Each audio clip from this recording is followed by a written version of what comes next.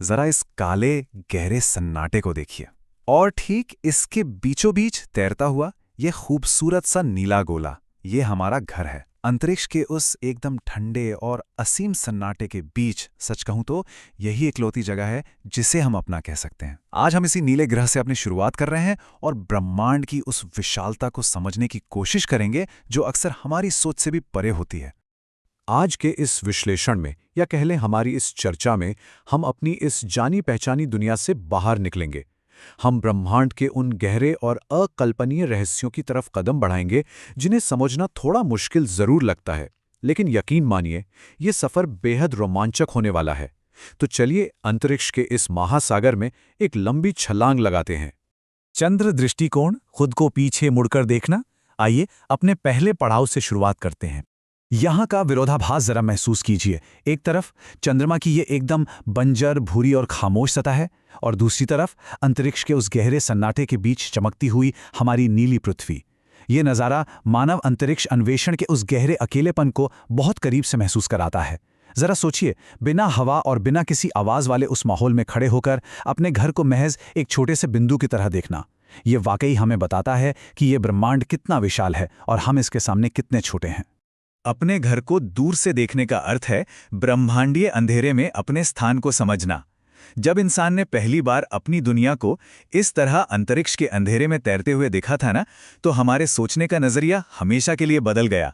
ये सिर्फ एक तस्वीर नहीं है, ये एक गहरा एहसास है कि हमारी दुनिया असल में कितनी नाजुक है, और इस अथाह गहराई में बस यही एक जगह है जहां जीवन पनप सकता है। सौरमंडल का मानचित्रण, हमारा स्थानीय पड़ोस। चलिए अब पृथ्वी और चांद से थोड़ा और आगे बढ़ते हैं। अब इन दो अलग अलग नजरियों को देखिए। पहली स्थिति में ग्रहों को एक सीधी रेखा में दिखाया गया है। ये तरीका बहुत ही शानदार है, खासकर ये समझने के लिए कि ग्रहों का क्रम क्या है और वो क्षुद्र ग्रह पट्टी यानी एस्ट्रॉयड बेल्ट आखिर कहाँ पर है। लेकिन अगर आप दूसरी तरफ नजर डालें तो ये एक अधिक यथार्थवादी कक्षीय नजरिया है। इसमें वो विशाल चमकता हुआ सूर्य एकदम केंद्र में है और बाकी सारे ग्रह उसके चारों ओर चक्कर लगा रहे हैं। हमारे तारामंडल का दृश्य, इसमें हम देखते हैं रैखिक बनाम कक्षीय दृष्टिकोण, सूर्य का विशाल आकार, क्षुद्र ग्रह पट्टियां, धूमकेतु और ग्रहों की गजब की विविधता। लेकिन सबसे बड़ी चुनौती जानते हैं क्या है? हमारा सौर मंडल इतना विशाल है, मतलब ग्रहों के बीच की दूरी इतनी ज्यादा है कि इन सभी को एक ही फ्रेम में बिल्कुल सटीक पैमाने पर दिखाना लगभग असंभव है। रैखिक नजरिया हमें क्रम आसानी से समझा देता है, जबकि कक्षीय नजरिया हमें ये एहसास कराता है कि हमारा सूर्य कितना विशाल है और ये पूरी प्रणाली असल में कितनी गतिशील है। कला बनाम वास्तविकता, अंतरिक्ष को सुलभ बनाना। अब आते हैं एक बहुत ही दिलचस्प पहलू पर। हम इंसानों की फितरत भी कमाल की है ना? अंतरिक्ष यात्रा की जो असलियत है, जो बेहद अराजक और खतरनाक है, उसे हमने कितने प्यारे और चंचल कार्टून में बदल दिया है। मुस्कुराते हुए ग्रह, हवा में मजे से तैरता अंतरिक्ष यात्री और हाँ, एक छोटी सी यूएफओ भी। ये हमारी एक अजीब सी आदत है कि हम अज्ञात और डरावनी चीजों को बहुत सरल बना देते हैं। इस तरह के चित्र हमें अंतरिक्ष के उस गहरे ठंडे सच से थोड़ा दूर ले जाते हैं ताकि हम इस विषय के साथ बिना डरे आसानी से जुड़ सकें। ब्रह्मांडीय महासागर में गहरे अंतरिक्ष का परिप्रेक्ष्य। खैर, अब समय आ गया है और गहरे उतरने का। इसे देखिए, ये हमारी अपनी आकाशगंगा है जिसे हम मिल्की वे कहते हैं। गहरे नीले और बैंगनी रंगों में चमकते हुए तारों का ये विशाल विस्तार सच में मन मोह लेता है। यहाँ तारों का घनत्व इतना ज्यादा है कि वे आपस में मिलकर प्रकाश की एक नदी जैसे लगते हैं।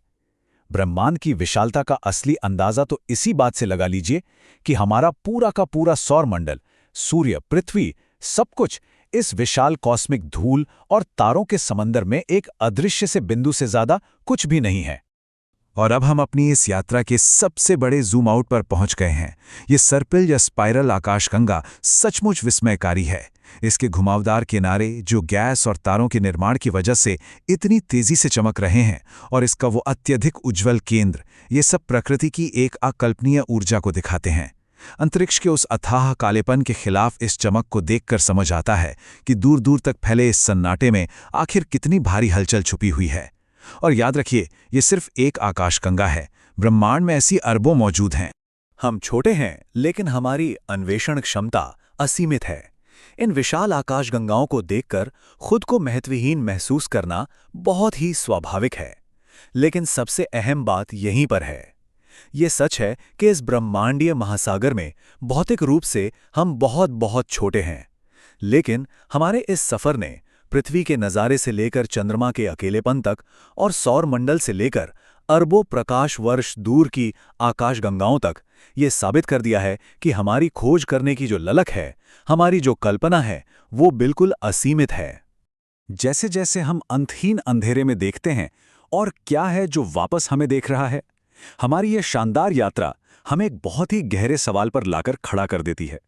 विज्ञान में इसे अक्सर फर्मी विरोधाभास या फर्मी पैराडॉक्स के रूप में सोचा जाता है। अगर ब्रह्मांड वाकई इतना विशाल है, तो क्या ऐसा हो सकता है कि कोई और भी उस दूर दराज के अंधेरे से वापस हमारी ही तरफ देख रहा हो? क्या अंतरिक्ष के इस अथाह सन्नाटे में हम वाकई अकेले हैं? ये एक ऐसा सवाल है जो हमें सितारों की ओर देखते रहने और अपनी खोज को कभी न रोकने के लिए हमेशा प्रेरित करता रहेगा। आज के इस विश्लेषण में हमारे साथ जुड़ने के लिए बहुत बहुत धन्यवाद। अपनी उत्सुकता को हमेशा ऐसे ही जगाए रखिए।